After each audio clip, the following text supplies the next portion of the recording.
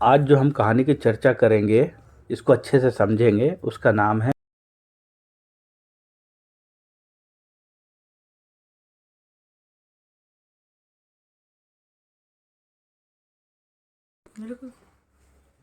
अकबरी लोटा। बहुत ही इंटरेस्टिंग कहानी है। पूरा सुने, आखिरी तक सुने, बहुत कुछ सीखने को मिलेगा। लाला झाऊलाल को खाने पीने की कमी नहीं थी। काशी के कोठरी बाजार में मकान था। नीचे की दुकानों में से 100 मासिक के करीब किराया उतर आया था। अच्छे खासे थे, अच्छा पहनते थे, पर 250 रुपये तो एक साथ आंख सेकने के लिए भी ना मिलते थे। इसका अर्थात क्या हुआ?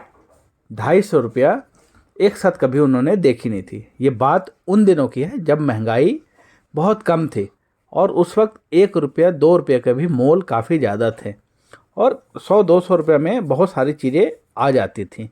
अभी के हिसाब से मान लो 60-70 हज़ार रुपया या 1 लाख रुपया। ठीक है। इसलिए जब उनकी पत्नी ने एक दिन एकाएक 250 रुपये की मांग पेश की, तब उनका जी एक बार जोर से सनसनाया और फिर बैठ गया। पत्नी की बात थी भाई, गुस्सा तो आया, फिर सोचा इस पे गुस्सा तो हम निकाल सकते नहीं। खैर आगे, उनकी यह दशा देख पत्नी ने कहा, डरिए मत, आप देने में असमर्थ हों तो मैं अपने भाई से मांग लूँ। क्या कहा पत्नी ने? ठीक है, 250 रुपये आप नहीं दे सकते तो कोई बात नहीं, मैं अपने भाई से मांग लूँगी। लाला झाऊलाल तिलमिला उठे। उन्होंने रोब के साथ कहा, अजी हटो, 250 रुपये के लिए भाई से भीख मांगोगी? मुझसे ले लेना। अब देखो, ये जो पत्नी होती है ना, ये शातिर होती है। अब उन्होंने क्या किया, झाऊलाल के जो ईगो था ना, उसको एक तरीके से हर्ट कर दिया कि तुम्हारे बस की नहीं है। तो जैसे भाई का नाम लिया, ईगो हर्ट हुआ, तो लाला जी ने क्या कहा, ये झाऊलाल ने क्या कहा, तिलमिला गए और कहा कि चलो भाई से मांगने की ज़रूरत नहीं है, मैं दूंगा। फिर क्या कहा उसने, उनकी पत्नी ने, लेकिन मुझे इसी ज़िंदगी में चाहिए। हंस के कहा कि इसी ज़िंदगी में चाहिए। अजी इसी सप्ते में ले लेना, झाऊलाल ने कहा। उन्होंने कहा मतलब 250 रुपये इसी ज़िंदगी में। उनको पता था उनकी पत्नी को कि झाऊलाल के पास इतने पैसे होंगे नहीं। सप्ताह से आपका क्या तात्पर्य, 7 दिन या 7 वर्ष से है? देखो, ये भी अपने पति पे टोन कस रही है, व्यंग कर रही है। ठीक है। लाला झाऊलाल ने रोब के साथ खड़े होते हुए कहा, आज से 7वें दिन मुझसे 250 रुपये ले लेना। लेकिन जब 4 दिन ज्यों त्यों में ही बीत गए और रुपयों का कोई प्रबंध ना हो सका, तब उन्हें चिंता होने लगी। प्रश्न अपनी प्रतिष्ठा का था, अपने ही घर में अपनी साख का था। देने का पक्का वादा करके अब अगर दे ना सके तो अपने मन में वह क्या सोचेगी? उसकी नज़रों में उसका क्या मूल्य रह जाएगा? अपनी वाहवाही की सैकड़ों गाथाएं सुना चुके थे। अब जो एक काम पड़ा तो चारों खाने चित हो गए। यह पहली बार उसने मुंह खोलकर कुछ रुपये का सवाल किया था। इस समय अगर दुम दबाकर निकल भागते हैं तो फिर से उसे क्या मुंह दिखलाएंगे? खैर, एक दिन और बीता। 5वें दिन घबरा कर उन्होंने पंडित बिलवासी मिश्र को अपनी विपदा सुनाई। संयोग कुछ ऐसा बिगड़ा था कि बिलवासी जी भी उस समय बिल्कुल सुख थे। सुख थे मतलब ये खुक्स खुक्स थे, मतलब उनके पास भी, उनके भी हाथ बिल्कुल खाली थे। उन्होंने कहा, मेरे पास है तो नहीं, पर मैं कहीं से मांग चांग कर लाने की कोशिश करूँगा और अगर मिल गया तो कल शाम को तुमसे मकान पर मिलूँगा। वही शाम आज थी, हफ्ते का अंतिम दिन। कल 250 रुपये या तो गिन देना या सारी हैकड़ी से हाथ धोना है। यह सच है कि कल रुपया ना आने पर उसकी स्त्री उन्हें डामल फांसी ना कर देगी, केवल ज़रा सा हंस देगी, पर वह कैसी हंसी होगी, कल्पना मात्र से झाऊलाल में मरोड़ पैदा हो जाती थी। आज शाम को पंडित बिलवासी मिश्र को आना था। यदि ना आए तो या कहीं रुपये का प्रबंध वे ना कर सके तो। इसी उधेड़ बुन में पड़े लाला झाऊलाल छत पर टहल रहे थे। कुछ प्यास मालूम हुई। उन्होंने नौकर को आवाज़ दी। नौकर नहीं था, खुद उनकी पत्नी पानी लेकर आई। वह पानी तो जरूर लाई पर गिलास लाना भूल गई थी। केवल लोटे में पानी लिए वह प्रकट हुई। फिर लोटा भी संयोग से वह जो अपनी बेढंगी सूरत के कारण लाला झाऊलाल को सदा से नापसंद था तो नया, 1-2 साल का ही बना, पर कुछ ऐसी गढ़न उस लोटे की थी कि उसका बाप डमरू, माँ चिलम रही हो। मतलब बहुत अजीब से शेप का था लोटा। लाला जी उसको पसंद नहीं करते थे। लाला ने लोटा ले लिया, बोले कुछ नहीं, अपनी पत्नी का अदब मानते थे, मानना ही चाहिए, इसी को सभ्यता कहते हैं। जो पति अपनी पत्नी का ना हुआ वह पति कैसा। फिर उन्होंने यह भी सोचा कि लोटे में पानी दे तब भी गनीमत है। अभी अगर चूं कर देता हूँ तो बाल्टी में भोजन मिलेगा, तब क्या करना बाकी रह जाएगा। लाला अपना गुस्सा पीकर पानी पीने लगा। उस समय वे छत की मुंडेर के पास ही खड़े थे। बिना बुजुर्गों ने पानी पीने के संबंध में यह नियम बनाए थे जिन बुजुर्गों ने पानी के संबंध में यह नियम बनाए थे कि खड़े खड़े पानी ना पियो, सोते समय पानी ना पियो, दौड़ने के बाद पानी ना पियो, उन्होंने पता नहीं कभी यह भी नियम बनाया या नहीं कि छत की मुंडेर के पास खड़े होकर पानी ना पियो। जान पड़ता है कि इस महत्वपूर्ण विषय पर उन लोगों ने कुछ नहीं कहा है। लाला झाऊलाल मुश्किल से 1-2 घूंट पिए होंगे कि ना जाने कैसे उनका हाथ हिल उठा और लोटा छूट गया।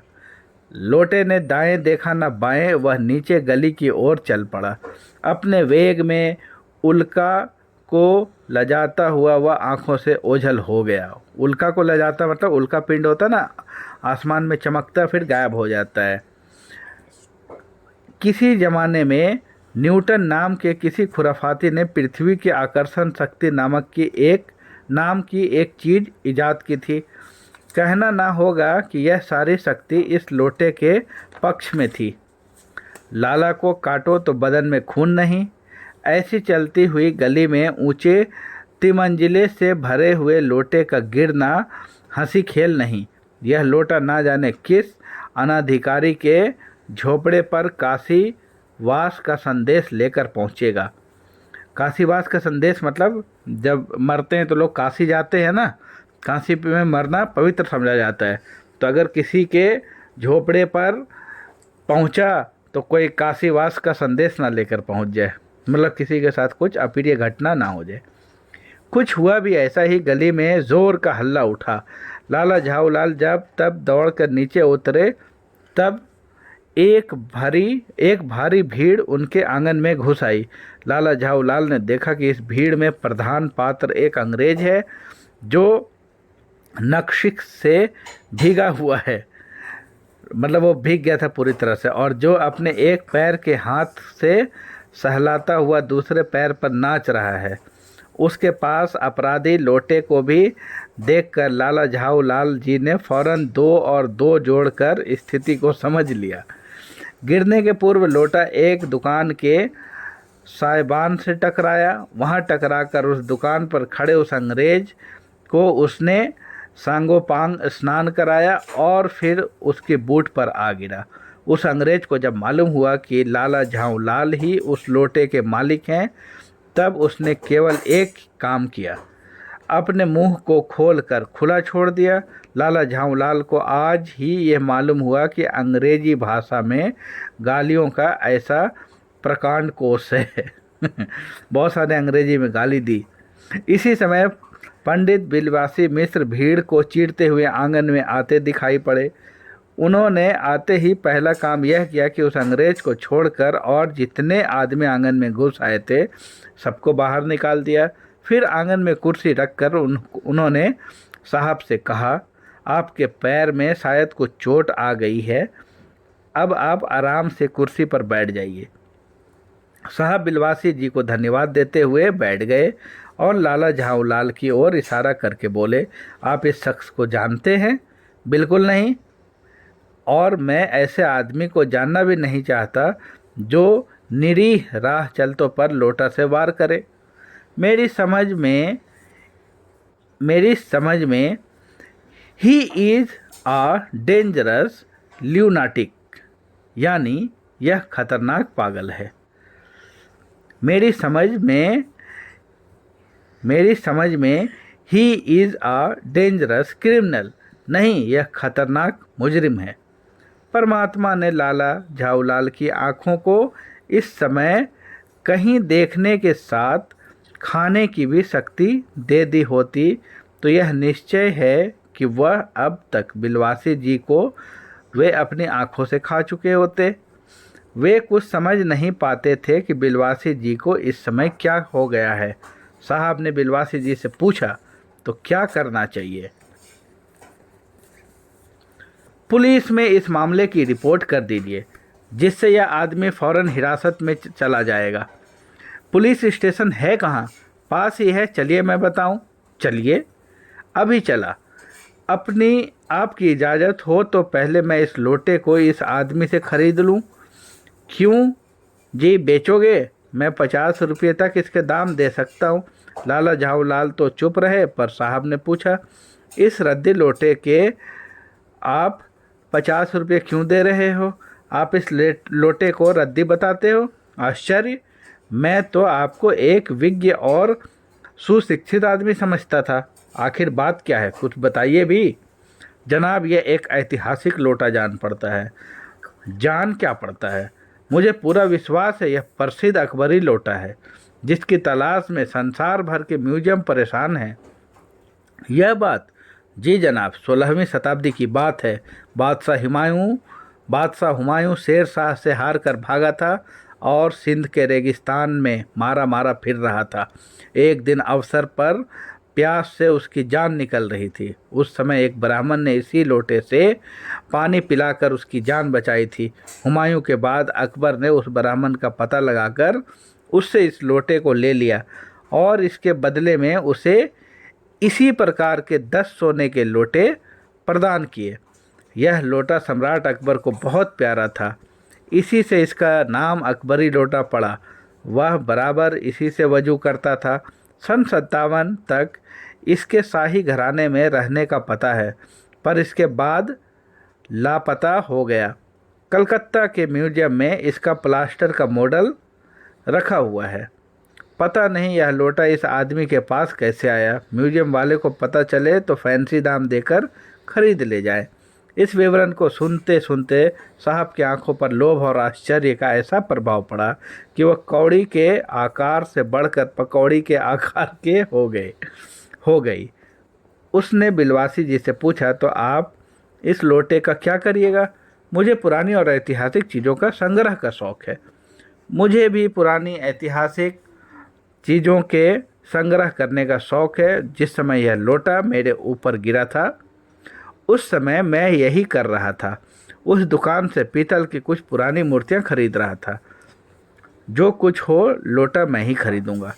वाह, आप कैसे खरीदेंगे? मैं खरीदूंगा, यह मेरा हक है। हक है? ज़रूर हक है। ये बताइए कि इस लोटे के पानी से आपने स्नान किया या मैंने? आपने। वह आपके पैरों पर गिरा या मेरे? आपके पैरों पर गिरा। अंगूठा उसने आपका भुरता किया या मेरा? आपका। इसलिए उसे खरीदने का हक मेरा है। यह सब बकवास है। दाम लगाइए, जो अधिक दे वो ले जाए। यही सही, आप इसका 50 रुपये लगा रहे, मैं 100 देता हूँ। मैं 150 देता हूँ। उसने कहा मैं 200 देता हूँ। अजी मैं 250 देता हूँ। यह कहकर बिलवासी जी ने 250 के नोट लाला झाऊलाल के आगे फेंक दिए। साहब को भी ताव आ गया। उसने कहा, आप 250 देते हैं तो मैं 500 देता हूँ, अब चलिए। बिलवासी जी अफसोस के साथ अपने रुपये उठाने लगे, मानो अपनी आशाओं की लाश उठा रहे हों। साहब की ओर देखकर उसने कहा, लोटा आपका हुआ, ले जाइए, मेरे पास 250 से अधिक नहीं है। यह सुनना था कि साहब के चेहरे पर प्रसन्नता की कुंजी गिर गई। उसने झटपट लोटा लिया और बोला, अब मैं हंसता हुआ अपने देश लौटूंगा। मेजर डगलस की डींग सुनते सुनते मेरे कान पक गए थे। मेजर डगलस कौन है? मेजर डगलस मेरे पड़ोसी हैं। पुरानी चीज़ों का संग्रह करने में मेरी उनसे होड़ रहती है। गत वर्ष वे हिंदुस्तान आए थे और यहाँ से जहांगीरी अंडा ले गए थे। जहांगीरी अंडा? हाँ, जहांगीरी अंडा। मेजर डगलस ने समझ रखा था कि हिंदुस्तान से वे ही अच्छी चीज़ें ले सकते हैं, पर जहांगीरी अंडा है क्या? आप जानते होंगे कि एक कबूतर ने नूरजहाँ से जहांगीर का प्रेम कराया था। जहांगीर के पूछने पर कि मेरा एक कबूतर तुमने कैसे उड़ जाने दिया, नूरजहाँ ने उसके दूसरे कबूतर को उड़ाकर बताया कि ऐसे। इसके इस भोलेपन पर जहांगीर दिलो जान से निछावर हो गया। उसी क्षण से उसने अपने को नूरजहाँ के हाथ कर दिया। कबूतर का यह एहसान वह नहीं भूला। उसके एक अंडे को बड़ा जतन से रख छोड़ा। एक बिलोर की हांडी में वह उसके सामने टंगा रहता है। बाद में वही अंडा जहांगीरी अंडा के नाम से प्रसिद्ध हुआ। उसी को मेजर डगलस के पार्सल दिल्ली में एक मुसलमान सज्जन से 300 रुपये में खरीदा। यह बात? हाँ, पर अब मेरे आगे दून की नहीं ले सकता। मेरा अकबरी लोटा उनके जहांगीरी अंडे से एक पुश्त पुराना है। इस रिश्ते से तो आपका लोटा उस अंडे का बाप हुआ। साहब ने लाला झाऊ लाल को 500 रुपये देकर अपनी राह ली। लाला झाऊ लाल का चेहरा इस समय देखते बनता था। जान पड़ता था कि मुंह पर 6 दिन की बढ़ी हुई दाढ़ी का एक एक बाल मारे प्रसन्नता के लहरा रहा है। उसने पूछा, बिलवासी जी, मेरे लिए 250 रुपये घर से लेकर आए, पर आपके पास तो थे ही नहीं। इस भेद को मेरे सिवाय मेरा ईश्वर ही जानता है। आप उसी से पूछ लीजिए, मैं नहीं बताऊंगा। पर आप चले कहाँ? अभी मुझे आपसे काम है 2 घंटे तक। 2 घंटे तक? हाँ, और क्या। अभी मैं आपकी पीठ ठोक कर शाबाशी दूंगा। 1 घंटा इसमें लगेगा, फिर गले लगाकर धन्यवाद दूंगा। 1 घंटा इसमें भी लग जाएगा। अच्छा, पहले 500 रुपये गिन कर सहेज लीजिए। रुपया अगर अपना हो तो उसे सहेजना एक ऐसा सुखद मनमोहक कार्य है कि मनुष्य उस समय सहज में ही तन्मयता प्राप्त कर लेता है। लाला झाऊ लाल ने अपने कार्य समाप्त करके ऊपर देखा, पर बिलवासी जी इस समय अंतर्धान हो गए। उस दिन रात्रि में बिलवासी जी को देर तक नींद नहीं आई। वे चादर लपेटे चारपाई पर पड़े रहे। 1 बजे वे उठे। बहुत धीरे से अपनी सोई हुई पत्नी के गले में उन्होंने सोने की वह सिकड़ी निकाली जिसमें एक ताली बंधी हुई थी। फिर उसके कमर में जाकर उन्होंने उस ताली से संदूक खोला। उसमें 250 रुपये के नोट ज्यों के त्यों रखकर उन्होंने उसे बंद कर दिया। फिर दबे पांव लौटकर ताली को उन्होंने पूर्ववत अपनी पत्नी के गले में डाल दिया। इसके बाद उन्होंने हंसकर अंगड़ाई ली। दूसरे दिन सुबह 8 बजे तक चैन की नींद सोए। मतलब इनके पास भी पैसे नहीं थे, उन्होंने अपनी पत्नी के पैसे चुराकर अपने दोस्त को दिए। दोस्ती होती ही कुछ ऐसी है दोस्त। तो कैसी लगी ये कहानी? अगर अच्छी लगी तो लाइक कीजिए, शेयर कीजिए। Thank you.